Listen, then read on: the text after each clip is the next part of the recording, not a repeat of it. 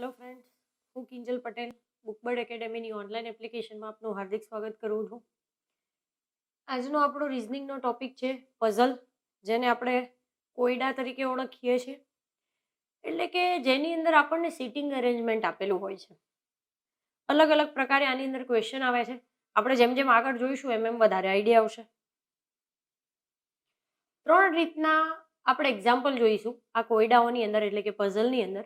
એક કે જે હશે ટેબલ આધારિત, એટલે કે આપણે એની અંદર ટેબલ ડ્રો કરીને પ્રોપરલી આન્સર મેળવીશું. બીજું એ હશે વર્તુળાકાર ટેબલ આધારિત, જેમાં આપણે જોયેલું છે કે વર્તુળાકાર ટેબલ હોય જેની અંદર વ્યક્તિને બેસાડ્યા હોય કે બી એની જમણી બાજુ બીજા નંબરે બી છે, ડાબી બાજુ ત્રીજા નંબરે સી છે. આવા એક્ઝામ્પલ જોઈશું. અને પછી છે ક્રમના આધારિત. ક્રમના આધારિત એટલે કે એમને ક્રમમાં એક હરોળમાં ઊભા કરેલા હશે. આમાં આપણે ટેબલ ડ્રો કરીને જવાબ મેળવીશું. આમાં વર્તુળાકાર ટેબલની ફરતે એમને બેસાડ્યા હશે અને આની અંદર એને એક હરોળમાં ઊભા કરેલા હશે કે પૂર્વ દિશામાં છે, પશ્ચિમમાં છે, ઉત્તરમાં છે અથવા તો દક્ષિણમાં છે. આપણે એ પ્રમાણે એક્ઝામ્પલ સોલ્વ કરીશું. તો આપણે પહેલી જ વાત કરીએ ટેબલ આધારિત જે પ્રશ્નો છે એના પર. ઓકે, જો આની અંદર આપણને પ્રશ્નમાં આપ્યું છે કે એક પરિવારમાં PQRST કુલ 5 વ્યક્તિઓ છે. એક ફૂટબોલ પ્લેયર છે, એક ચેસ રમે છે, એક હોકી રમે છે. તો અહીંયા આપણને એ ખબર પડે કે ભાઈ 5 વ્યક્તિઓ આપ્યા છે, PQRS અને T. આપણને એવું કીધું છે કે 3 ગેમ રમાય છે કુલ. કઈ કઈ? તો કે એક ફૂટબોલ પ્લેયર છે, એક વ્યક્તિ છે જે ચેસ રમે છે અને એક વ્યક્તિ છે જે હોકી રમે છે. વ્યક્તિ 5 છે, ગેમ 3 રમાય છે. અને પછી આગળ આપણને એમને અમુક કન્ડિશન આપી છે અને એના ઉપરથી આપણે અમુક પ્રશ્નના સોલ્યુશન મેળવવાના છે. તો વાત કરીએ પહેલા તો અહીંયા જેમ આપણે કીધું હતું કે ટેબલ આધારિત આપણે આ પ્રશ્નને સોલ્વ કરીશું. પ્રશ્નને ડાયરેક્ટ પણ સોલ્વ કરી શકાય છે, જે પ્રમાણે એમને કીધું હોય કે ભાઈ પી અને એસ અવિવાહિત મહિલા છે, એ પ્રમાણે પણ આપણે એને સોલ્વ કરી શકીએ છીએ. પણ અહીંયા ટેબલ ડ્રો કરીને એટલા માટે આપણે આનું સોલ્યુશન લાવીશું કે જેનાથી જ્યારે પણ જવાબ આવે તો આપણને કોન્ફિડન્સ વધે કે ભાઈ આપણો જે જવાબ છે એ સાચો છે. That's all.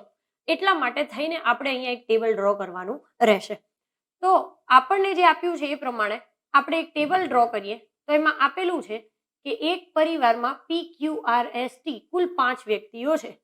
એટલે આપણે એક ટેબલ ડ્રો કરી નાખ્યું. 5 વ્યક્તિને આપણે દર્શાવી દઈએ PQRS અને T.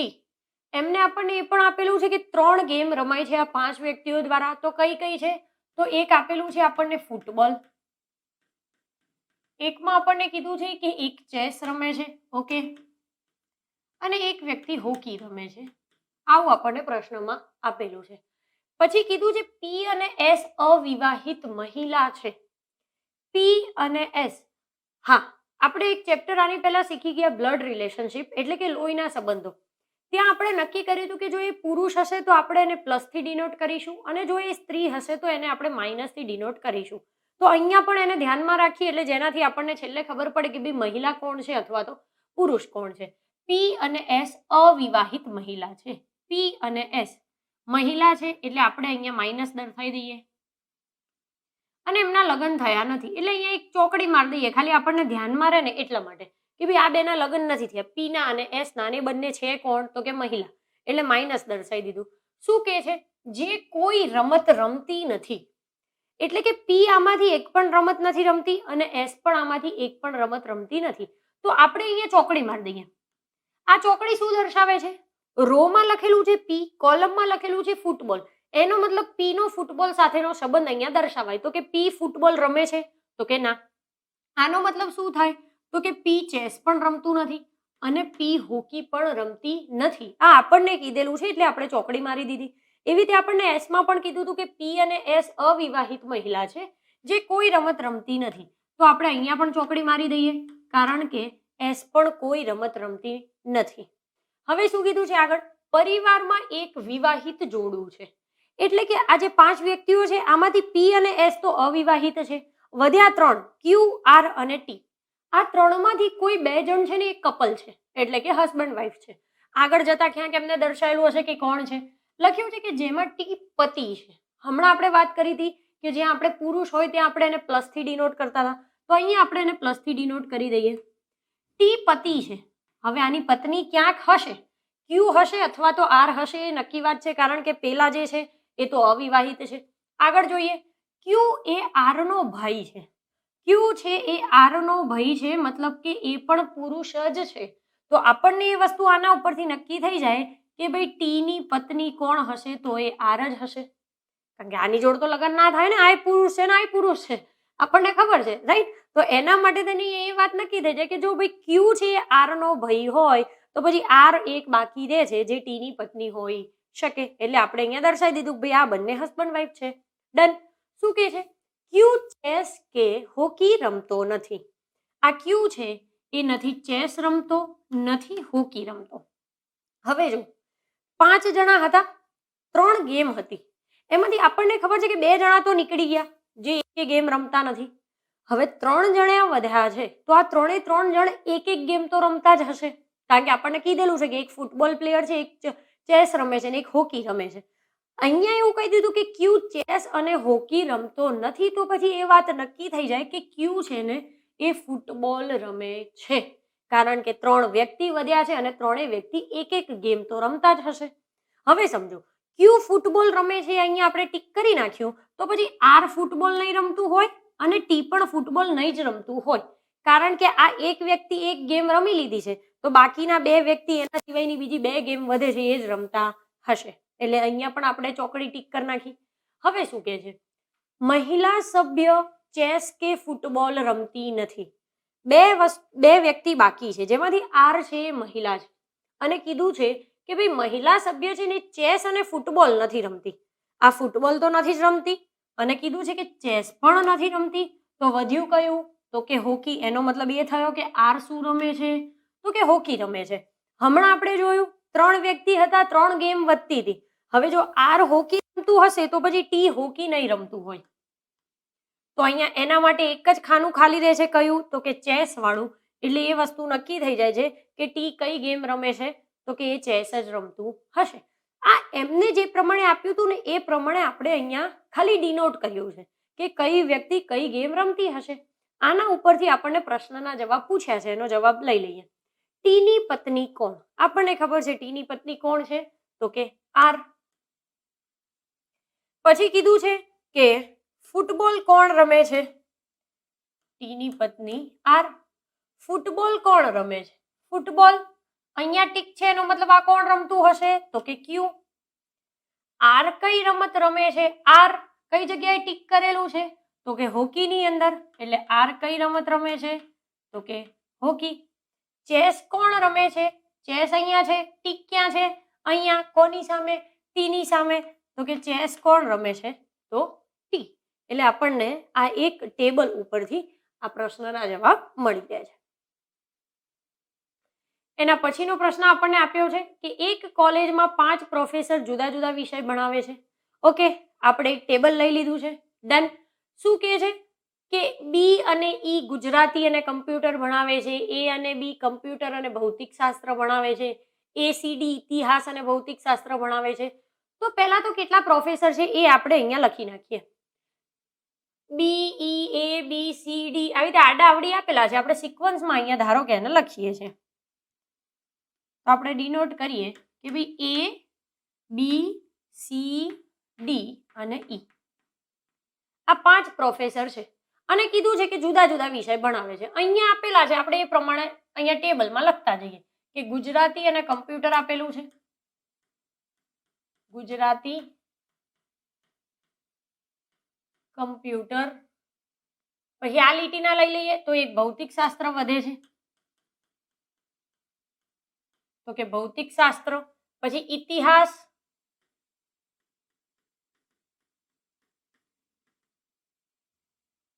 ભૌતિક શાસ્ત્ર આવી ગયું, ભૌતિક શાસ્ત્ર આવી ગયું. ગણિત,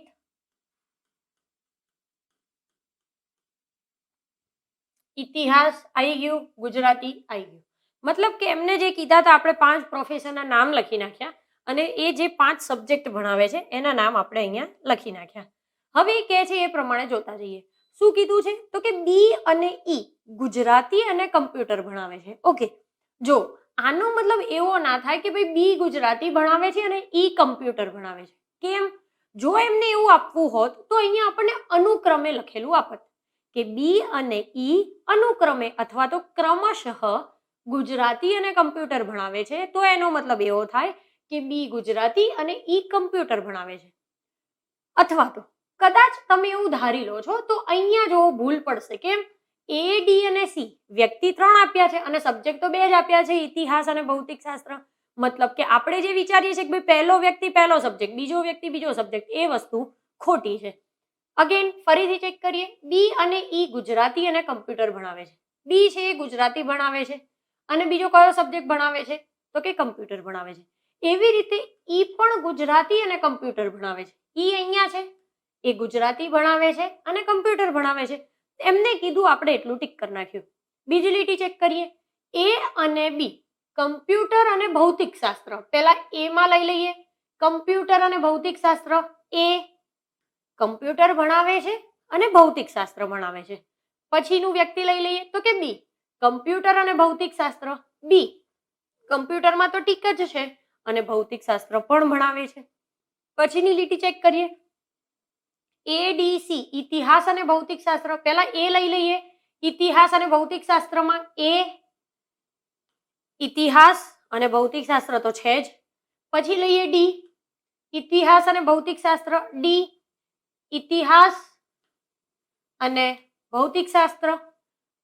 સી ઇતિહાસ અને ભૌતિક શાસ્ત્ર. સી ઇતિહાસ ભણાવે છે અને ભૌતિક શાસ્ત્ર ભણાવે છે. એમને કીધું એટલું ટીક કરી નાખ્યું. આ લીટી ચેક કરીએ. સી ભૌતિક શાસ્ત્ર અને ગણિત. સી ભૌતિક શાસ્ત્રમાં તો છે જ અને ગણિત. પછી એ ભૌતિક શાસ્ત્ર અને ગણિત. એ ભૌતિક શાસ્ત્ર તો છે જ અને ગણિત. આ ચેક કરીએ. ડી ઇતિહાસ અને ગુજરાતી. ડી ઇતિહાસમાં તો છે અને ગુજરાતી પણ છે. ઈ ઇતિહાસ અને ગુજરાતી. ઈ ઇતિહાસ અને ગુજરાતીમાં તો છે જ. એમને જેટલું કીધું હતું આપણે એટલું ટીક કરી નાખ્યું કે ભાઈ આ વ્યક્તિ આ સબ્જેક્ટ ભણાવે છે. હવે આપણે જોઈએ કે આના ઉપરથી પ્રશ્ન કેવા પૂછ્યા છે આપણને. તો જો પહેલો પ્રશ્ન પૂછ્યો હતો કે ભાઈ કોણ ભૌતિક શાસ્ત્ર, ઇતિહાસ અને ગુજરાતી ભણાવે છે?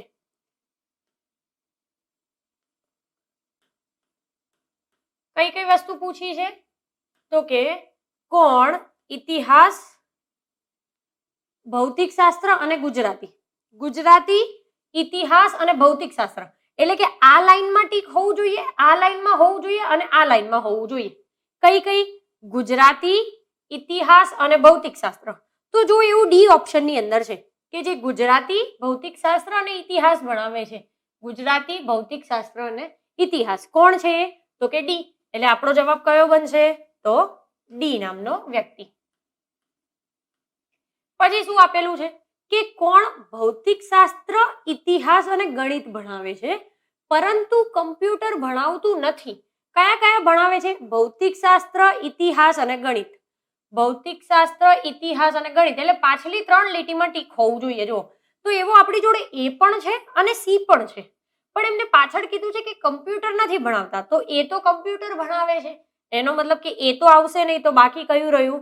તો કે સી. પછી શું પૂછ્યું છે કે કોણ કમ્પ્યુટર, ઇતિહાસ અને ગુજરાતી ભણાવે છે?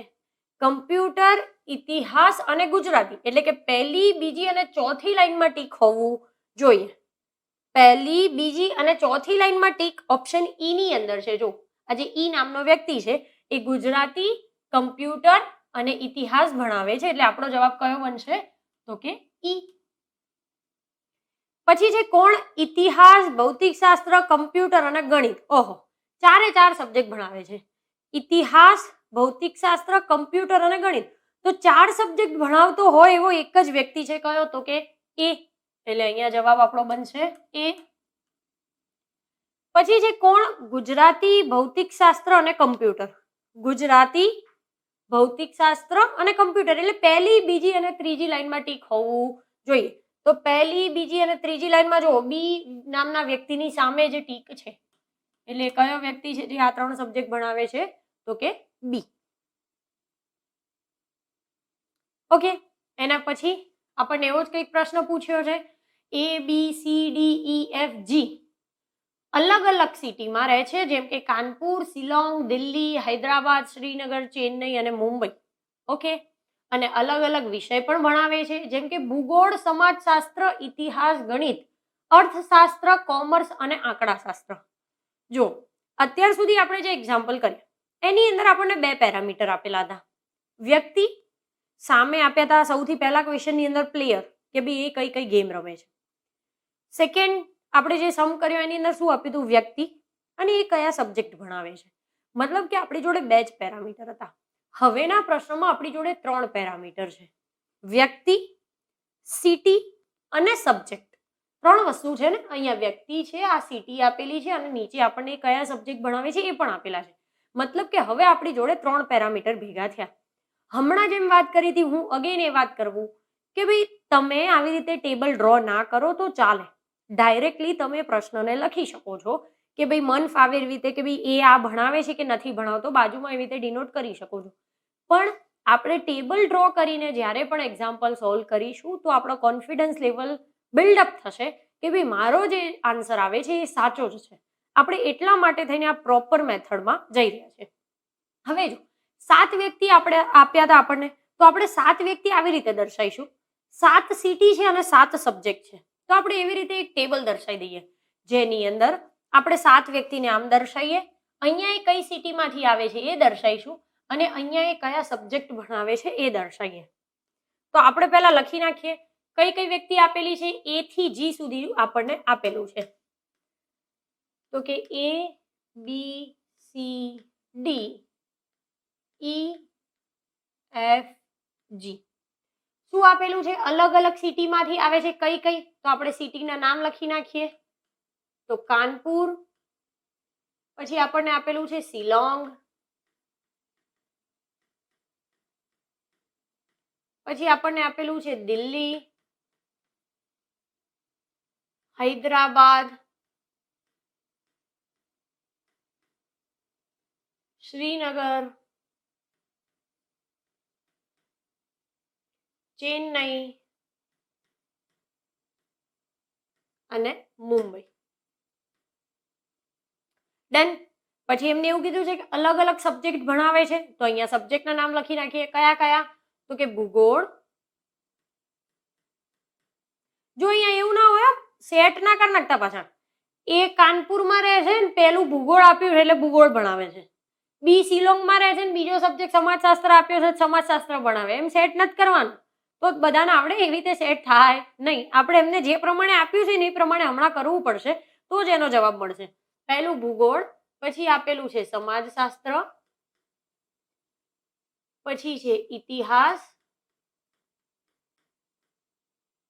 પછી છે ગણિત,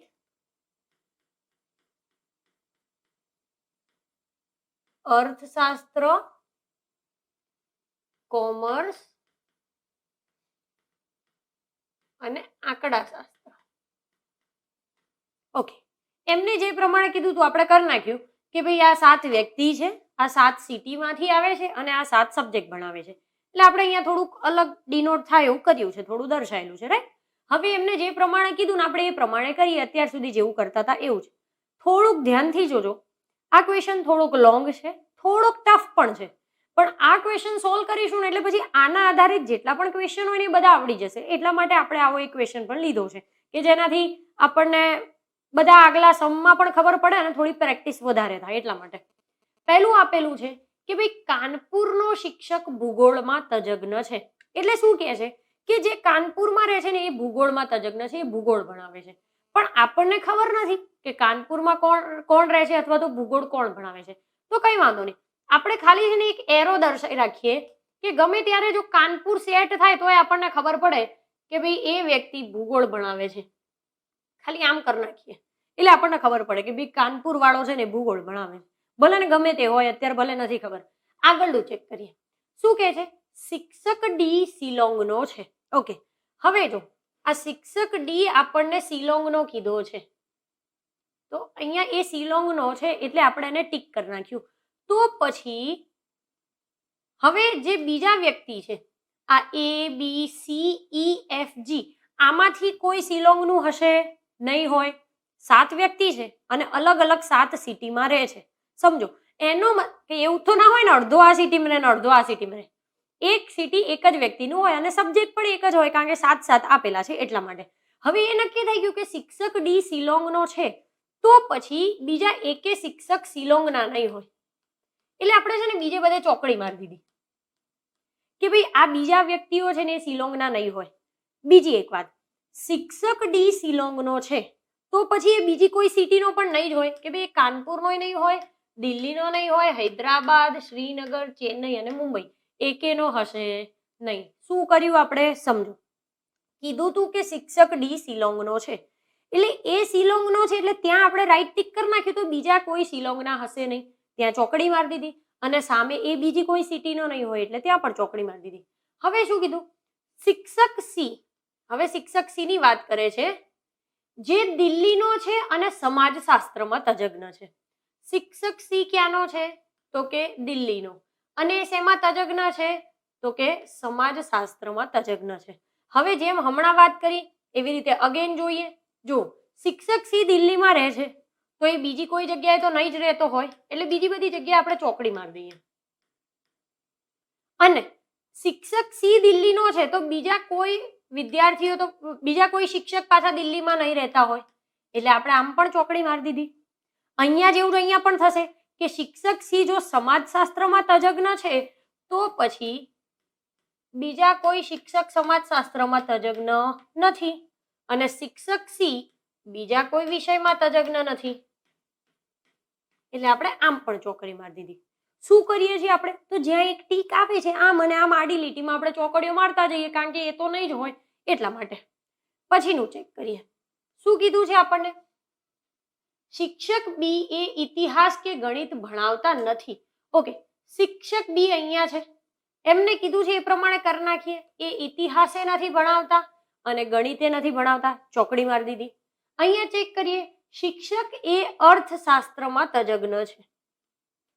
શિક્ષક એ અર્થશાસ્ત્રમાં, શિક્ષક એ અહીંયા છે, શેમાં તજજ્ઞ છે તો કે અર્થશાસ્ત્રમાં તજજ્ઞ છે, તો પછી એ બીજા કશાયમાં તો હશે જ નહીં, એટલે બીજા કશાયમાં આપણે ચોકડી મારી દઈએ આવી રીતે. અને આમ પણ એ નહીં હોય બીજા કોઈ સબ્જેક્ટની અંદર, એટલે આમ પણ આપણે ચોકડી મારી દઈએ.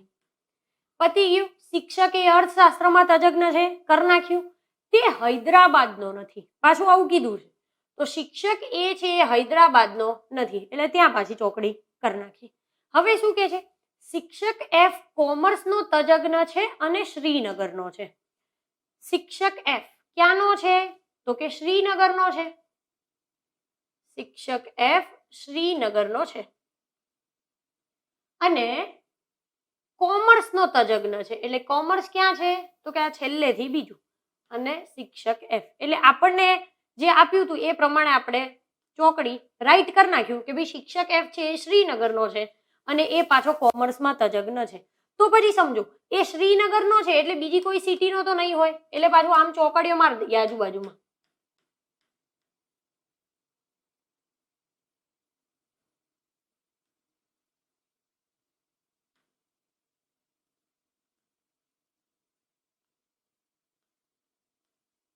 અહીંયા મારી દીધી. હવે બીજા કોઈ શિક્ષક છે એ શ્રીનગરના નહીં હોય પાછા, એટલે આમ ઊભી પણ ચોકડીઓ મારી દઈએ. ડન. શિક્ષક એફ શ્રીનગરનો પતી ગયું. કોમર્સમાં પણ એવી રીતે કરીશું. અહીંયા એ કોમર્સ ભણાવતો હતો તો એ બીજા સબ્જેક્ટ નહીં ભણાવતો હોય, અને બીજા કોઈ શિક્ષક આ કોમર્સ સબ્જેક્ટ નહીં ભણાવતા હોય, એટલે અહીંયા પતી ગયું. ઓકે, હવે કે છે કે શિક્ષક જી આંકડાશાસ્ત્રમાં તજજ્ઞ છે અને ચેન્નઈનો છે. શિક્ષક જી ચેન્નઈનો છે, ઓકે, અને આંકડાશાસ્ત્રમાં તજજ્ઞ છે. આંકડાશાસ્ત્ર ક્યાં છે તો કે છેલ્લે, એટલે અહીંયા તજજ્ઞ છે. તો પછી એના સિવાય હમણાં આપણે જેમ બીજા બધામાં ચોકડી મારીએ છીએ એવી રીતે મારી દઈએ કે ચેન્નઈનો છે તો એ બીજી જગ્યાનો તો નહીં જ હોય, અને બીજા કોઈ ચેન્નઈના નહીં હોય.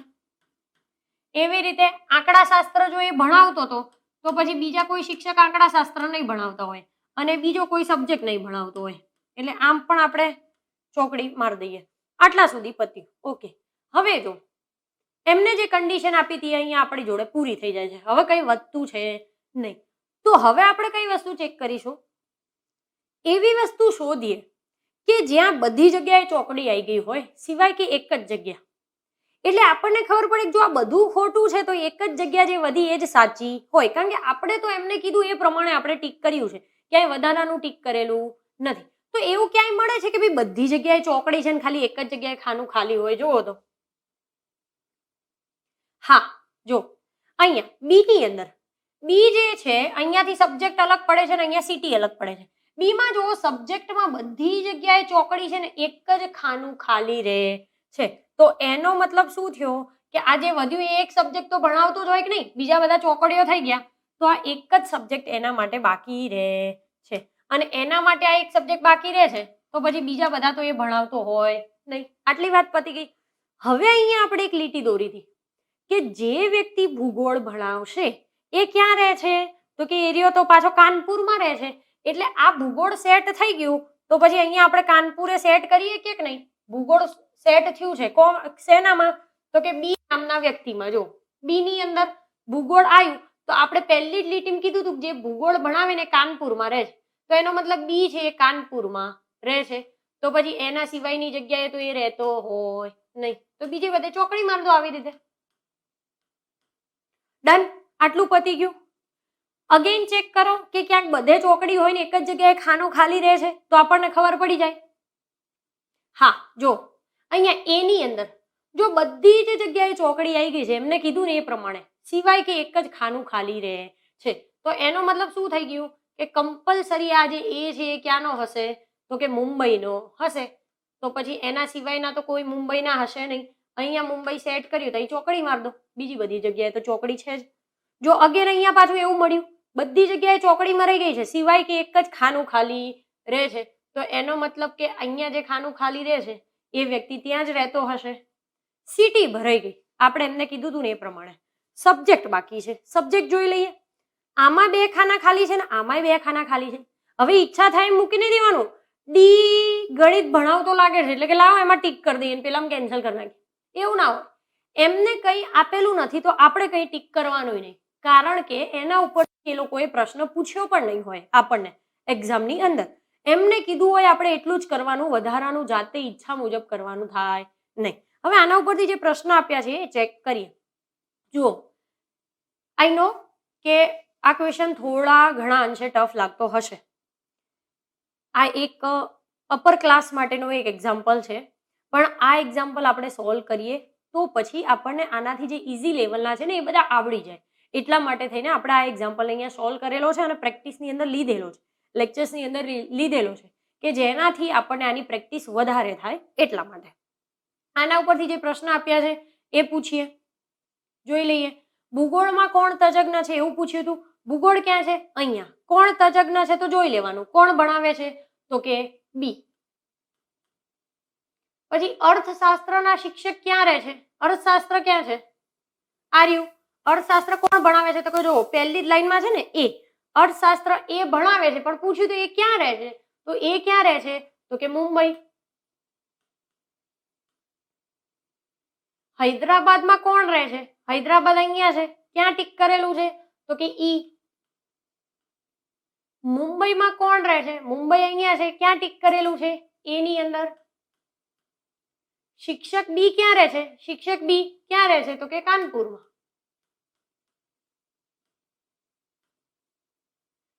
એટલે જો આ આપણે જે પ્રશ્ન સોલ્વ કર્યા, આપણે આની અંદર શું કર્યું સિમ્પલ ભાષામાં સમજીએ તો કે ભાઈ જ્યાં કોઈ એક વ્યક્તિ રહેતું હોય તો એ બીજી કોઈ જગ્યાએ ના રહેતું હોય, અને બીજો કોઈ વ્યક્તિ એ સિટીમાં ના રહેતો હોય, એટલે આપણે જ્યાં ટીક આવે એમ આડી લાઈનમાં બીજી બધે ચોકડી મારતા ગયા અને ઊભી લાઈનમાં બીજી બધે ચોકડી મારતા ગયા. આ સિમ્પલ ભાષા છે.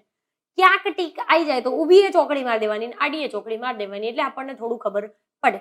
આ ક્વેશ્ચનમાં ખબર ના પડે તો તમે રિપીટ કરીને જોઈ શકો છો, કારણ કે તો તમને થોડું વધારે આઈડિયા આવશે. એટલે આપણે ટેબલ આધારિત જે પહેલું ટાઈપ હતો કે ટેબલ આધારિત પ્રશ્નો એ આપણે અહીંયા ચેક કરી લીધા, કે જેમાં આપણે ટેબલ બનાવીને કોઈ પણ ક્વેશ્ચનના સોલ્યુશન જોઈ શકીએ છીએ. હેલો ફ્રેન્ડ્સ, તો હમણાં આપણે જોયું હતું કે જે કોયડા આધારિત પ્રશ્નો હતા પઝલ, જેમાં આપણે ટેબલ ડ્રો કરીને એનું સોલ્યુશન લાવતા હતા, એમાં આપણે બીજો પ્રકાર જોયો હતો કે જે વર્તુળાકાર ટેબલ આધારિત હશે, એટલે કે જેની અંદર વર્તુળાકાર ટેબલ ઉપર બધા વ્યક્તિને બેસાડ્યા હશે. અહીંયા 2 વસ્તુ એક ધ્યાનમાં રાખવા જેવી છે. એ છે કે ભાઈ જેટલા પણ વ્યક્તિઓ વર્તુળાકાર ટેબલ ફરતે બેઠા છે એ વર્તુળના કેન્દ્ર તરફ મોં રાખીને બેઠા છે કે બહારની બાજુ? કારણ કે એનાથી ઘણી બધી અસર થાય છે. કેવી રીતે? આમ એક સર્કલ છે, વર્તુળાકાર ટેબલ છે, જેમાં કેન્દ્ર તરફ બધા વ્યક્તિ મોં રાખીને બેઠા છે. તો મારી જમણી બાજુ આ થશે, મારી ડાબી બાજુ આ થશે. જો હું બહારની સાઈડ મોં રાખીને બેઠી હશું તો મારી જમણી બાજુ આ થશે, જે હમણાં ખરેખરમાં આ થતી હતી એ બહારની સાઈડ મોં રાખીશ તો આ થશે. એટલા માટે એ વસ્તુ ધ્યાનમાં રાખવું પડે કે ભાઈ વ્યક્તિ વર્તુળના કેન્દ્ર તરફ મોં રાખીને બેઠો છે કે વ્યક્તિ વર્તુળના કેન્દ્રની બહારની સાઈડ મોં રાખીને બેઠો છે. અહીંયા એ વસ્તુ આપણે એક એક્ઝામ્પલથી જોઈએ. ધારો કે એવું કીધું હોય કે ભાઈ વ્યક્તિ વર્તુળના કેન્દ્ર તરફ મોં રાખીને બેઠા છે, તો આપણે 8 વ્યક્તિને બેસાડી દઈએ. અને આની અંદર એવું કીધું છે કે ભાઈ વ્યક્તિ છે વર્તુળના કેન્દ્રની બહારની સાઈડ મોં રાખીને બેઠા છે. બહાર છે એટલે આપણે આમ બાર એરો દર્શાવી દીધા. હવે એવું કીધું હોય ધારો કે એ વ્યક્તિની જમણી બાજુ બીજા નંબરે બી બેઠો છે. આમ અંદર છે મતલબ આ એની જમણી બાજુ થશે, આ એની ડાબી બાજુ થશે. જમણી બાજુ બીજા નંબરે પહેલો અને બીજા નંબરે બી બેઠો છે. ડન. અહીંયા એ બેઠો ને એને અહીંયા જ બેસાડી દઈએ. પણ અહીંયા ફેર શું છે તો કે વર્તુળના કેન્દ્રની બહારની બાજુ મોઢું છે. વસ્તુ એ જ કીધી છે, જમણી બાજુ બીજા નંબરે બી બેઠો છે. હવે જો આમાં જમણી બાજુ આમ થતી હતી, જ્યારે બહારની સાઈડ મોં રાખીને આમ બેઠો હોય તો જમણી બાજુ આમ થાય અને આ એની ડાબી બાજુ થશે. આ બાજુ એનો જમણો હાથ હોય ને આ બાજુ ડાબો હાથ હોય. તો હવે એ જ વસ્તુ કીધી હતી કે જમણી બાજુ બીજા નંબરે બી બેઠો છે. તો જો આમાં આ બાજુ આવતો રહ્યો બી, જ્યારે આમાં આ બાજુ આવે છે. એવું જ કંઈક કીધું હોય કે ભાઈ એની ડાબી બાજુ ત્રીજા નંબરે સી બેઠો છે. એની આ જમણી બાજુ થાય, આ ડાબી બાજુ થાય, ત્રીજા નંબરે સી, પહેલો બીજો ત્રીજા નંબરે સી બેઠો છે. અહીંયા એ છે, આ ડાબી બાજુ ત્રીજા નંબરે સી, અહીંયા પણ એ જ વસ્તુ કીધી હોય ડાબી બાજુ, તો ડાબી બાજુ આમ થાય, પહેલો બીજો ત્રીજા નંબરે સી બેઠો છે. મતલબ કે જ્યારે વર્તુળના કેન્દ્ર તરફ મોં રાખેલું હોય અથવા તો બહારની સાઈડ મોં રાખેલું હોય તો એક્ઝામ્પલ આપણો બદલાઈ જશે. એટલે અહીંયા એ વસ્તુ ધ્યાનમાં રાખીશું. બીજી વાત, જો પ્રશ્નમાં આપેલું જ ના હોય કે કઈ બાજુ મોં રાખીને બેઠો છે તો આપણે બાય ડિફોલ્ટ રીતે માની લેવાનું કે ભાઈ એ વર્તુળના કેન્દ્ર તરફ જ મોં રાખીને બેઠો છે. જ્યારે પ્રશ્નમાં કંઈ ના આપ્યું હોય ત્યારે અહીંયા ચેક કરી આપણને શું આપ્યું છે. એવું કીધું હતું કે ભાઈ ABCDEFG 7 વ્યક્તિઓ છે, વર્તુળના કેન્દ્ર તરફ મોં રાખીને બેઠા છે. આપણે એક સર્કલ ડ્રો કરીએ. 7 વ્યક્તિ બેઠા છે, 1 2 3 4 5 6 અને 7. ઓકે, હવે વર્તુળના કેન્દ્ર તરફ છે મતલબ કે સેન્ટરમાં એમનું મોં છે. જે પ્રમાણે એમને કીધું છે એ પ્રમાણે આપણે સોલ્યુશન લાવીએ. એવું કીધું છે કે FG ની જમણી બાજુ બીજો છે. G ને ગમે ત્યાં સેટ કરી નાખીએ આપણે. ધારો કે ગમે ત્યાં લઈ શકાય, હું અહીંયા લઉં છું, તમે અહીંયા પણ લઈ શકો છો, એનાથી કોઈ અસર થાય નહીં. દાખલા ઉપર આપણા શું કહે છે, FG ની જમણી બાજુ બીજો છે. G ની જમણી આમ થાય, જમણી બાજુ બીજો છે. કોણ? તો કે F. થઈ ગયું. FG ની જમણી બાજુ બીજો છે. ડન. શું કહે છે? BF બી છે એ F નો પાડોશી. હવે પાડોશી છે તો એ આ બાજુ હોય તો પણ પાડોશી ગણાય અને આ બાજુ હોય તો પણ પાડોશી ગણાય. અને એવું કીધું છે પણ ઈ નો પાડોશી નથી. હવે ઈ તો ક્યાંય છે જ નહીં એટલે ખબર પડતી નથી. તો જો આપણી બે પોસિબિલિટી છે, અથવા તો એ અહીંયા પણ હોય અથવા તો એ અહીંયા પણ હોય. તો શું કરીશું? હજુ જો આ એક્ઝામ્પલ શીખવાની શરૂઆત હોય તો આપણે અહીંયા બીજી એક આકૃતિ દોરીએ, જેની અંદર આપણે આ જે વસ્તુ લખી હતી એ તો લખી નાખીએ કે ભાઈ F છે એ G ની જમણી બાજુ બીજા નંબરે છે. હવે એવું કીધું હતું કે B છે F નો પાડોશી છે, તો આમાં આપણે B ને અહીંયા બેસાડી દઈએ અને આની અંદર આપણે B ને અહીંયા બેસાડી દઈએ, કારણ કે આપણી જોડે બે પોસિબિલિટી છે એટલા માટે. હવે જો જ્યારે આપણે આવા બે સર્કલ બનાવીશું તો આગળ જઈને ક્યાંક એક સર્કલ ખોટું પડશે, આ બેમાંથી એકાદું. પ્રેક્ટિસ કરતા હોય ત્યારે આ વસ્તુ નહીં કરવાની, બને એટલું આ એક જ દાખલાની અંદર આ વસ્તુને સમજી શકીએ એવી રીતે જ ટ્રાય કરવાનો. આ તો આપણે શીખવાની શરૂઆત કરીએ છીએ એટલે આ બે આકૃતિ બનાવીએ છીએ. દર વખતે આ કરવાની જરૂર નથી. જો અગેન કરીએ, B છે એ F નો પાડોશી છે પણ ઈ નો નથી. હવે ઈ ખબર નથી તો એને છોડી દો. પછી કે છે ઈ એ C નો પાડોશી છે. ઈ અથવા તો C ક્યાંય આપેલું છે? નથી આપેલું, ખબર નથી. ઈ એ C નો પાડોશી છે અને G ની જમણી બાજુ ચોથો છે. તો હા, G તો આપેલું છે તો કીધું છે કે ઈ છે ને એ સી નો પાડોશી છે અને જી ની જમણી બાજુ ચોથો છે. તો જી ની જમણી બાજુ આમ થાય ચોથા નંબરે 1 2 3 અને 4. તો ચોથા નંબરે અહીંયા ઈ છે. આપણને આવું કીધું છે કે ભાઈ ઈ જી ની જમણી બાજુ ચોથો છે. અહીંયા પણ કરી નાખીએ. જી ની જમણી બાજુ ચોથો છે. કોણ? તો કે ઈ. ડન. આટલી વસ્તુ થઈ. હવે આપણે પેલું ચેક કરી લઈએ કારણ કે અહીંયા આપણને ઈ ખબર નથી. અહીંયા જુઓ તો કે ઈ નો પાડોશી નથી આવું આપેલું છે. બી એફ નો પાડોશી છે પણ ઈ નો નથી. બી છે ને ઈ નો પાડોશી ના હોવો જોઈએ. જો આપણે બી ને અહીંયા મૂક્યો તો ઈ નો પાડોશી થઈ ગયો ને. અહીંયા કીધું જ તું બી એફ નો પાડોશી છે પણ ઈ નો પાડોશી નથી. તો બી ને અહીંયા મૂક્યો તો એનો પાડોશી થઈ ગયો. એનો મતલબ કે આ ખોટું. તો આપણે અહીંયા જે બી ને ગોઠવ્યો છે ને એ સાચું છે. ડન. આટલી ખબર પડી. હવે શું કહે છે? ઈ એ સી નો પાડોશી છે. ઈ છે એ સી નો પાડોશી છે. સી અહીંયા પણ હોઈ શકે, અહીંયા પણ હોઈ શકે. કઈ વાંધો નહીં, આગળ જઈને ખબર પડશે. ડી એ ઈ અને એ ની વચ્ચે છે. ડી છે ને એ ઈ અને એ ની વચ્ચે છે. ડી ઈ અને એ ની વચ્ચે તો અહીંયા તો એને લખી ના શકાય કારણ કે આ પોઝિશન તો ફિક્સ છે. પણ આ બાજુ જગ્યા છે. જો ડી છે એ ઈ અને એ ની વચ્ચે છે તો થઈ ગયું.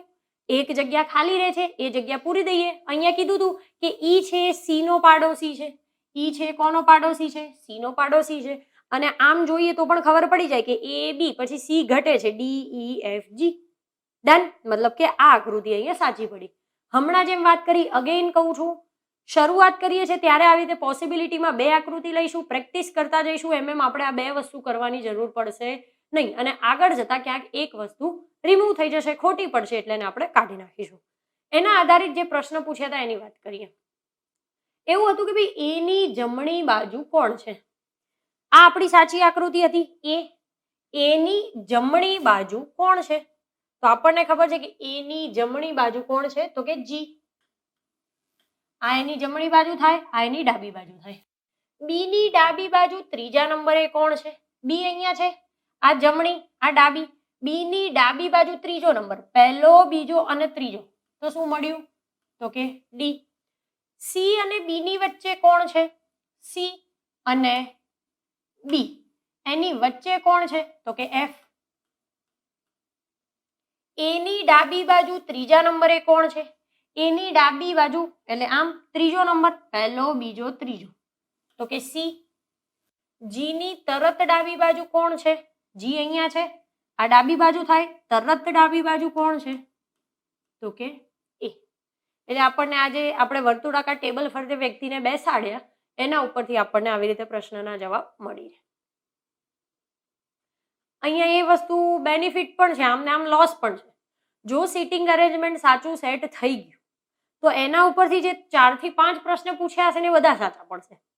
અને જો આપણે વર્તુળાકાર ટેબલ ફરતે ગોઠવ્યા છે ખોટા ગોઠવાયા તો પછી પાછળના 4 5 જેટલા પણ પ્રશ્નો પૂછ્યા છે એમાંથી એકે સાચા પડે નહીં. એટલે અહીંયા એ થોડુંક ધ્યાન રાખવું પડે. ચલો બીજા પ્રશ્ન પર વાત કરીએ. શું કીધું હતું? તો કે 4 પુરુષ ABCD અને 4 મહિલા WXYZ વર્તુળાકાર ટેબલ ફરતે એકબીજાની સામે બેઠા છે. અહીંયા પેલી વસ્તુને ડિનોટ કરી નાખીએ. આપણને જે કીધી છે કે ભાઈ ABCD આ 4 એ 4 શું છે? તો કે પુરુષ છે. અને કીધું છે કે 4 મહિલા WXYZ આ કોણ છે? તો કે મહિલા છે. વર્તુળાકાર ટેબલ ફરતે એકબીજાની સામે બેઠા છે. ઓકે, 8 વ્યક્તિઓ છે કુલ. શું કે છે? કોઈ 2 પુરુષ કે 2 સ્ત્રી પાસે બેઠા નથી. કોઈ 2 પુરુષ પણ જોડે નથી બેઠા, કોઈ 2 સ્ત્રી પણ જોડે નથી બેઠા. અલ્ટરનેટ બેઠા છે. પુરુષ સ્ત્રી આવી રીતે બેઠા છે. પછી શું કહે છે કે W એ બી ની તરત જમણી બાજુ છે. તો પહેલા આપણે સેટ કરી નાખીએ કે વર્તુળાકાર ટેબલ ફરતે 8 વ્યક્તિ હોય એવી રીતે. તો જો વર્તુળાકાર ટેબલ છે, 8 વ્યક્તિ બેસાડ્યા છે. 1 2 3 4 5 6 7 અને 8. હવે એમને જે કન્ડિશન કીધી છે ને એ પ્રમાણે આપણે જોતા જઈએ. શું કીધું છે? W એ બી ની તરત જમણી બાજુ છે. બી ને ગમે ત્યાં મૂકી દઈએ. બી ને આપણે અહીંયા બેસાડી દીધો. ધારો કે W એ બી ની તરત જમણી બાજુ છે. ઓકે, W એ બી ની તરત જમણી બાજુ છે. સેટ થઈ ગયું. Y એક્સ ની સામે અને એની ડાબી બાજુ તરત છે. હવે સમજો એવું કીધું કે વાય એક્સ ની સામે છે, તો અહીંયા તો સેટ જ ના થાય, કારણ કે એક બાજુ તો બી આવી ગયો છે. અહીંયા સેટ ના થાય, કારણ કે એક બાજુ ડબલ્યુ આવી ગયો છે. બે વસ્તુ સેટ થાય, કાં તો આમ સેટ થાય અથવા તો આમ સેટ થાય. Right or wrong? હા, આ તો એક જગ્યા ફિક્સ થઈ ગઈ, આ ફિક્સ થઈ ગઈ. હવે બે જગ્યા ખાલી રહે છે એક્સ અને વાય માટે, કારણ કે એ બંને સામ સામે બેસાડવાના છે.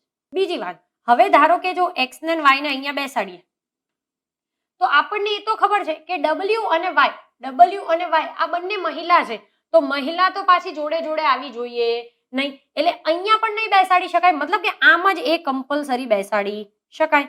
તો આપણે અહીંયાથી એક્સ ને વાય ને કાઢી નાખીએ. હવે એ નક્કી થઈ ગયું, અહીંયા તો નથી આવતા, અહીંયા આવે છે, પણ અહીંયા પણ બે પોસિબિલિટી છે. અહીંયા એક્સ હોય અને અહીંયા વાય હોય, અથવા તો એવું પણ બની શકે ને કે અહીંયા વાય હોય ને અહીંયા એક્સ હોય. હા, એ જોઈ લઈએ. અહીંયા તો જે બી હતું એને તો બેસાડી દઈએ, અહીંયા ડબલ્યુ હતું એ ફિક્સ હતું. હવે જે આપણે એક્સ અને વાય આમ લખ્યા એની જગ્યાએ વાય ને અહીંયા લખી નાખીએ અને એક્સ ને અહીંયા લખી નાખીએ. આ પોસિબિલિટી છે, ક્યાંક આગળ જતા એ ખોટી પડશે. શું કીધું છે? વાય એક્સ ની સામે અને એની ડાબી બાજુ તરત છે. વાય છે ને એ એની તરત ડાબી બાજુ હોવો જોઈએ. વાય ક્યાં છે? અહીંયા.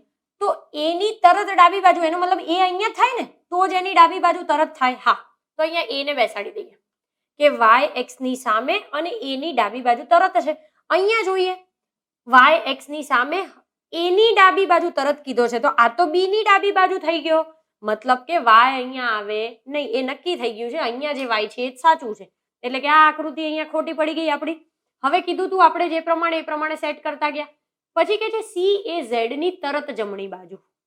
સી એ ક્યાંય નથી, ઝેડ પણ ક્યાંય નથી, એનો મતલબ કે બે જગ્યા જોડે જોડે ખાલી હોવી જોઈએ, એવી આ બે જ જગ્યા છે. કીધું છે સી ઝેડ ની તરત જમણી બાજુ, જમણી બાજુ આ થાય એટલે સી છે એ ઝેડ ની તરત જમણી બાજુ છે. થઈ ગયું કે નહીં? હા, એક જગ્યા ખૂટે છે, ભરી નાખીએ. એ આવી ગયો, બી આવી ગયો, સી આવી ગયો, ડી ખૂટે છે, જો તો ડી અહીંયા આવી જાય. W X Y Z set થઈ ગયું. ડબલ્યુ એક્સ વાય ઝેડ મહિલા છે, આને માઇનસમાં દર્શાવી દઈએ એટલે ખબર પડે કોઈ જોડે જોડે નથી ને. એ બી સી ડી પુરુષ છે, એ સી બી પણ પુરુષ છે અને ડી પણ પુરુષ છે. મતલબ કે જો ક્યાંય બે પુરુષ પણ જોડે નથી, ક્યાંય બે સ્ત્રી પણ જોડે નથી. એમને જે કીધું એ પ્રમાણે આપણે અહીંયા સેટ કરી નાખ્યું. એના ઉપરથી આપણને પ્રશ્ન કીધા હતા કે ભાઈ ડબલ્યુ ની તરત જમણી બાજુ કોણ છે? તો ડબલ્યુ ની તરત જમણી બાજુ કોણ છે? ડબલ્યુ. જમણી બાજુ આમ તો કે ડી. સી ની સામે કોણ બેઠું છે? સી ક્યાં છે? અહીંયા. તો સી ની સામે કોણ બેઠું છે? તો ડી. એ ની જમણી બાજુ કોણ બેઠું છે? એ ક્યાં છે? અહીંયા. હવે વર્તુળના કેન્દ્ર તરફ છે એટલે આમ જમણી બાજુ થાય, તો એ ની જમણી બાજુ કોણ બેઠું છે? તો કે ઝેડ. બી ની સામે કોણ બેઠું છે? બી અહીંયા છે. સામે કોણ છે? એ. સી ની ડાબી બાજુ ત્રીજા નંબરે સી ક્યાં છે? અહીંયા. ડાબી બાજુ એટલે આમ, ડાબી બાજુ ત્રીજો નંબર, પહેલો, બીજો અને ત્રીજો, તો કોણ બેઠું છે? તો કે વાય. એટલે એમને જે પ્રમાણે કીધું હતું આપણે એ પ્રમાણે સિટિંગ અરેન્જમેન્ટ કર્યું અને આપણને આ જવાબ એના મળે છે. પછી એવો જ કંઈક પ્રશ્ન આપ્યો છે કે 8 વ્યક્તિઓ ABCD EFG H એક લંબચોરસ ટેબલમાં સામ સામે મોં રાખીને બેઠા છે. ઓકે, એક બાજુ પર બે વ્યક્તિ બેઠા છે. એક લંબચોરસ ટેબલ હોય જેને 4 બાજુ હોય, એક બાજુ પર બે બે વ્યક્તિ બેઠા છે, એટલે 8 વ્યક્તિઓ થાય. આપણે સેટ કરી નાખીએ પહેલા. તો જો આવી રીતે સેટ થાય. એક લંબચોરસ ટેબલ છે અને 8 વ્યક્તિ, એક બાજુ પર બે વ્યક્તિ. એમને જે કીધું એ પ્રમાણે આપણે લખતા જઈએ. ડી ઉત્તર દિશા તરફ મોં રાખીને ઊભો છે. 4 દિશા છે, આપણને ખબર છે. આ પૂર્વ થાય, આ પશ્ચિમ થાય, આમ ઉત્તર થાય અને નીચે દક્ષિણ થાય. ડી ઉત્તર દિશા તરફ મોં રાખીને બેઠો છે, એટલે આપણે અહીંયા ડી ને દર્શાવી દઈએ. ડી ઉત્તર દિશા તરફ મોં રાખીને બેઠો છે. પછી શું કહે છે?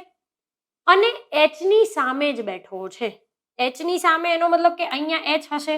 હા, ડી ઉત્તર દિશા તરફ મોં રાખીને બેઠો છે અને એચ ની સામે બેઠો છે. ઈ એ એચ ની તરત ડાબી બાજુ છે. એચ ની તરત ડાબી બાજુ. એચ ક્યાં છે? અહીંયા. આમનો એચ બેઠો હોય તો આ એની ડાબી બાજુ થાય, એટલે એચ ની તરત ડાબી બાજુ કોણ બેઠું છે? તો કે ઈ. એનો મતલબ કે ઈ અહીંયા થઈ ગયો.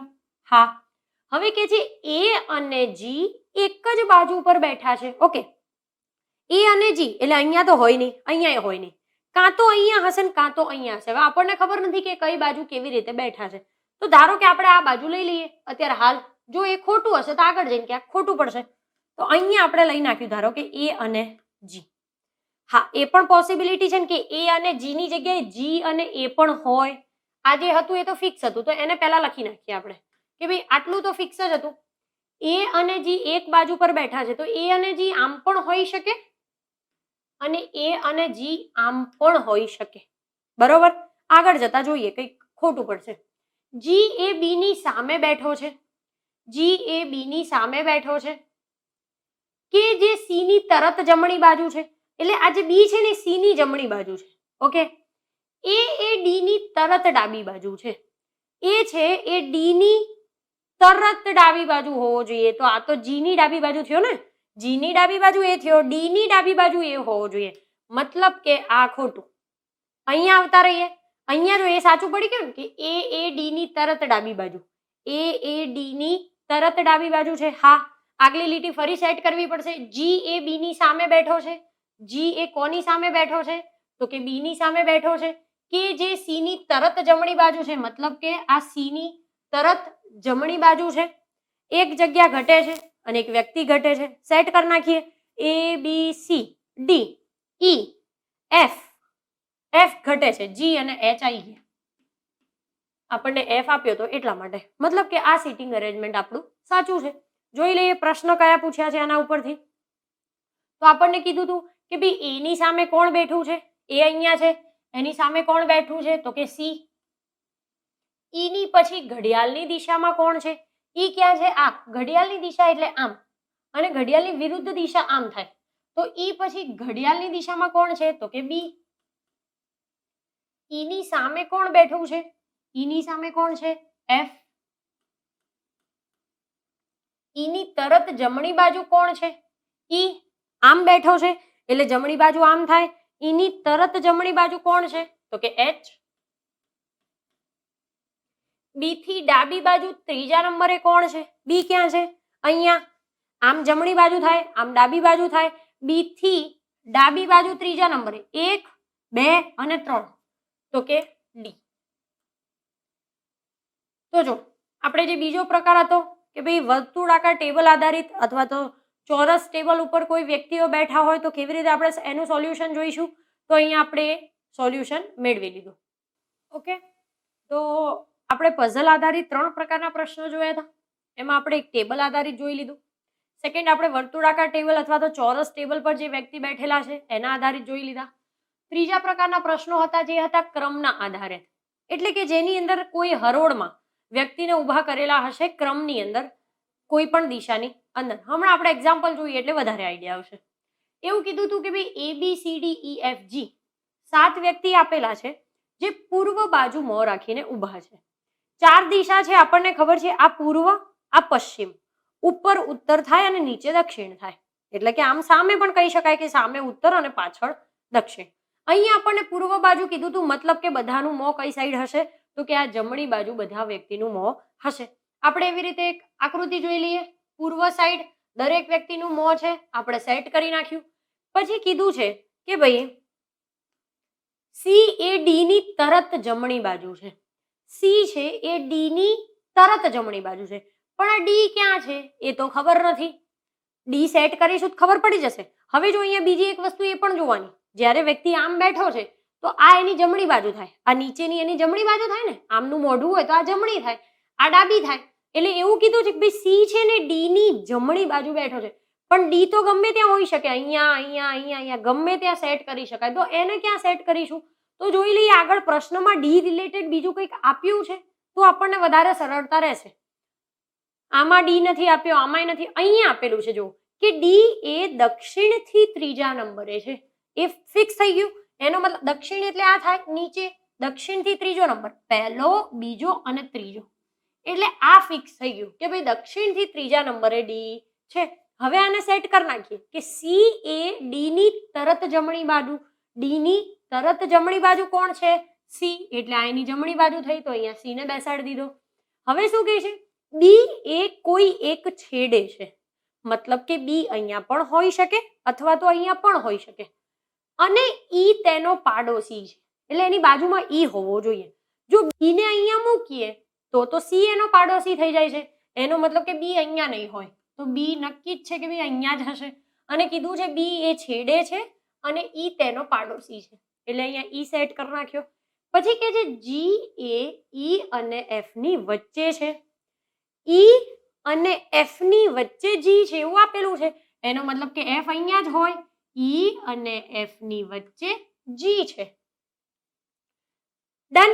આપણને જેટલું કીધું હતું એટલું પતી ગયું અને એક જગ્યા ભરવાની બાકી છે, તો જોઈ લઈએ કયું વ્યક્તિ વધે છે આપેલામાંથી.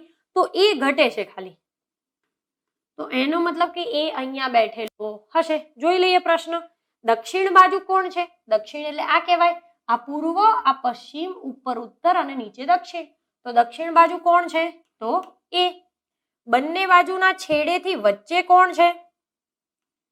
બંને બાજુના છેડેથી વચ્ચે કોણ છે? અહીંયાથી ને અહીંયાથી 7 જણા છે, તો આ બાજુ 3 છોડો, આ બાજુ 3 છોડો, વચ્ચે કોણ છે? તો કે એફ. જી અને ડી ની વચ્ચે કોણ છે? જી અને ડી ની વચ્ચે કોણ છે? તો કે એફ. એ ની ડાબી બાજુ બીજા નંબરે કોણ છે? એ અહીંયા છે, ડાબી એટલે આમ. એ ની ડાબી બાજુ બીજા નંબરે કોણ છે? તો કે ડી. એફ થી જમણી બાજુ બીજા નંબરે કોણ છે? એફ અહીંયા છે, જમણી બાજુ નીચે થાય, એફ થી જમણી બાજુ બીજા નંબરે સી. તો આપણને જે પ્રમાણે એમને આપ્યું હતું એ પ્રમાણે ગોઠવતા આવા આન્સર મળે છે. પછીના પ્રશ્નમાં પણ ક્રમના આધારિત પ્રશ્ન આપેલો છે. આઈ થિંક કીધું છે કે ભાઈ A B C D E F 6 વ્યક્તિ છે જે ઉત્તર દિશા તરફ મોં રાખીને બેઠા છે. ઉત્તર એટલે ઉપરની બાજુ, આપણને ખબર છે. તો એક આકૃતિ આપણે સેટ કરી નાખી કે જેમાં 6 વ્યક્તિ છે, ઉત્તર બાજુ મોં રાખીને ઊભા છે. હવે કે છે કે સી એ એફ ની જમણી બાજુ ત્રીજા નંબરે છે. સી છે ને એ એફ થી જમણી બાજુ ત્રીજા નંબરે છે. હવે એફ ક્યાં હોય? ગમે ત્યાં હોઈ શકે, આપણને ખબર નથી, તો આપણે શરૂઆતથી જ મૂકીએ. સી એફ ની જમણી બાજુ ત્રીજા નંબરે, એફ ની જમણી બાજુ 1 2 3, અહીંયા સી છે. ઓકે. પછી કે છે બી એ સી ની જમણી બાજુ બીજા નંબરે, સી ની જમણી બાજુ બીજા નંબરે બી છે. સી ની જમણી બાજુ બીજા નંબરે બી છે. એનો મતલબ આપણે જે ગોઠવ્યું એ સાચું છે કે ભાઈ એફ જ પહેલા હશે. પછી કે જરૂરી નથી પહેલા એરો માર દેવા, સમજો તમે આવી રીતે પણ સેટ કરી શકો છો, પણ આપણને ખબર હોવી જોઈએ તો પછી ભાઈ વચ્ચે કેટલા કેટલા વ્યક્તિ છોડેલા છે. કારણ કે હમણાં કીધું હતું ભાઈ ત્રીજા નંબરે, તો એ ખબર હોવી જોઈએ કે વચ્ચે 2 જણા છે. આ સેટ થઈ ગયું. હવે કે છે ડી એ ની તરત ડાબી બાજુ છે. ડી અને એ આમાંથી કંઈ આપણી જોડે છે નહીં, એટલે બંને જોડે જોડે જગ્યા ખાલી હોવી જોઈએ, તો અહીંયા જ છે. શું કીધું? ડી એ ની ડાબી બાજુ, ડાબી બાજુ એટલે આમ થાય, તો ડી છે ને એ ની ડાબી બાજુ છે, તો એનો મતલબ એ અહીંયા થઈ જશે. હા, ડી એ ની ડાબી બાજુ છે, એમને જે કીધું એ સેટ થઈ ગયું. એક જ વ્યક્તિ ઘટે છે, એ બી સી ડી, ઈ ઘટે છે. જો એફ આવી ગયો, મતલબ કે અહીંયા કોણ હશે? તો કે ઈ હશે. આટલું સેટ થઈ ગયું. પ્રશ્ન જોઈએ. બંને છેડે કોણ છે? બી અને એફ. બી પણ છે અને એફ પણ છે. પછી કીધું છે કે ભાઈ ડી ની જમણી બાજુ બીજા નંબરે કોણ છે? ડી અહીંયા છે, જમણી બાજુ બીજો નંબર, તો કે સી. પછી ઈ ની ડાબી બાજુ ત્રીજા નંબરે, ઈ અહીંયા છે, ડાબી બાજુ ત્રીજો નંબર 1 2 3, તો કે ડી. આઈ હોપ કે તમે આ બધા એક્ઝામ્પલને સારી રીતે સમજી શકો છો. ચલો પછી ત્રીજો પ્રશ્ન હતો, એ પણ ક્રમના આધારિત જ પ્રશ્ન આપણને આપેલો છે. આઈ થિંક જોઈએ શું કીધું છે આપણને પ્રશ્નની અંદર. એવું કીધું છે કે ભાઈ A B C D E F 6 વ્યક્તિ છે. 6 વ્યક્તિ એક હરોળમાં ઊભા છે. ઓકે, એક હરોળમાં એટલે એક લાઈનની અંદર ઊભા છે, આપણે એને ગમે તેમ સેટ કરી શકીએ. પછી કીધું છે સી અને ડી ની વચ્ચે કોઈ નથી, તો સેટ કરી નાખીએ. પેલા 6 વ્યક્તિઓ ઊભા છે. એવું કીધું છે સી અને ડી ની વચ્ચે કોઈ નથી, એટલે કે સી અને ડી બાજુ બાજુમાં છે. તો આપણે અહીંયા લઈ લઈએ કે ભાઈ સી અને ડી ની વચ્ચે કોઈ નથી. હવે આપણને ખબર નથી કે સીડી લખું કે ડીસી, એવી રીતે પણ લખી શકાય, પણ એ હમણાં જોઈ લઈએ. પહેલા આ ચેક કરી લઈએ. પછી કે છે ડી ની બાજુમાં એફ છે, ડી ની બાજુમાં એફ છે, એફ અને એ ની વચ્ચે બી છે, એફ અને એ ની વચ્ચે બી છે, ડી અને ઈ ની વચ્ચે સી છે, ડી અને ઈ ની વચ્ચે સી છે. મતલબ એમને જે કીધું એ આપણે સેટ કરી નાખ્યું. હમણાં જેમ વાત કરી એમ સીડી છે એની જગ્યાએ ડીસી પણ હોઈ શકે, તો આપણે ડીસી લઈ લઈએ. ચલો, એમને જે પ્રમાણે કીધું એ પ્રમાણે કે ભાઈ સીડી ની વચ્ચે કોઈ નથી, આપણે લખી નાખ્યું. પછી કે જે ડી ની બાજુમાં એફ છે, તો આ બાજુ બને કે નહીં? હા, ડી ની બાજુમાં એફ છે, એફ અને એ ની વચ્ચે, એફ અને એ ની વચ્ચે બી છે, એટલે આ થાય. ડી અને ઈ ની વચ્ચે સી છે, ડી અને ઈ ની વચ્ચે સી છે. મતલબ કે આ પણ સાચું બને છે, આ પણ સાચું બને છે. તો પછી આગળ જતા પ્રશ્ન ઉપરથી આપણને ખબર પડશે કે ભાઈ આમાંથી કઈ એક વસ્તુ ખોટી છે. પ્રશ્ન જોઈએ એટલે ખબર પડી જશે. શું કહે છે પહેલો પ્રશ્ન? જમણે છેડે કોણ બેઠું છે? આપણે આનો પણ લઈ લઈએ જવાબ ને આનો પણ લઈ લઈએ. આમાં જમણે છેડે એટલે આ કહેવાય તો કે એ, આપણને ખબર છે. તો આમાં આપણે લખીએ કે ભાઈ જમણે છેડે કોણ બેઠું છે? તો કે એ. અને આમાં જમણે છેડે કોણ બેઠું છે? તો કે ઈ. ચાલો આ ચેક કરીએ. ડાબા છેડે કોણ બેઠું છે? આમાં ડાબા છેડે કોણ છે? ઈ, એટલે અહીંયા ઈ આવી ગયો. અને આમાં ડાબા છેડે કોણ છે? તો કે એ. બંનેના જવાબ બદલાઈ જાય છે, આગળ જતા ક્યાંક ખોટું પડશે. ડી ની તરત જમણી બાજુ કોણ છે? ડી ની તરત જમણી બાજુ એફ છે, ડી ની તરત જમણી બાજુ તો સી છે. ડી અને બી ની વચ્ચે કોણ છે? ડી અને બી ની વચ્ચે કોણ છે? તો કે એફ. ડી અને બી ની વચ્ચે કોણ છે? તો કે એફ. ઈ ની જમણી બાજુ બીજા નંબરે કોણ છે? ઈ ક્યાં છે? અહીંયા. ઈ ની જમણી બાજુ એટલે આમ, બીજો નંબર પહેલો અને બીજો તો ડી. ઈ ની જમણી બાજુ બીજા નંબરે, ઓકે, ઈ અહીંયા છે, તો પછી આની જમણી બાજુ બીજો નંબર બનતો જ નથી. મતલબ કે આ જે પોઝિશન ગોઠવી છે આપણે એ સાચી નથી, આ જે પોઝિશન ગોઠવી છે એ જ સાચી છે. એટલે આ દરેક પ્રશ્નના જવાબ આપણને આ પ્રમાણે મળે. ઓકે, તો આપણે પઝલમાં જે અલગ અલગ પ્રકારના सम्स કરી શકાય એ આપણે આ વિડીયોની અંદર જોઈ લીધા. હવે આપણને લેક્ચર્સની પાછળ તમને જે બુકબર્ડ દ્વારા મટીરિયલ આપવામાં આવ્યું છે, લેક્ચર મટીરિયલ, આ લેક્ચર મટીરિયલની પાછળ પ્રેક્ટિસ પ્રશ્ન આપેલા છે. તમે પહેલા આ ક્વેશ્ચન્સને શાંતિથી સમજી લો, પોતાની જાતે સોલ્વ કરો આ વિડીયો જોયા પછી, એટલે તમને થોડીક પ્રેક્ટિસ થશે. અને પછી તમે એ પ્રેક્ટિસ પ્રશ્નને સોલ્વ કરો એટલે તમને વધારે મજા આવશે. અને એ પ્રેક્ટિસ પ્રશ્નની પાછળ જ એના જવાબ આપેલા છે, એટલે તમને ખબર પડશે કે ભાઈ મારા કેટલા પ્રશ્નોમાંથી કેટલા પ્રશ્ન સાચા પડે છે, હું કેટલા લિમિટ સુધી અહીંયા પહોંચી ગયો છું, હજુ મારે કેટલા પ્રેક્ટિસની જરૂર છે. તો આપણે થોડાક સમય પછી હમણાં પ્રેક્ટિસ પ્રશ્ન સાથે મળીએ.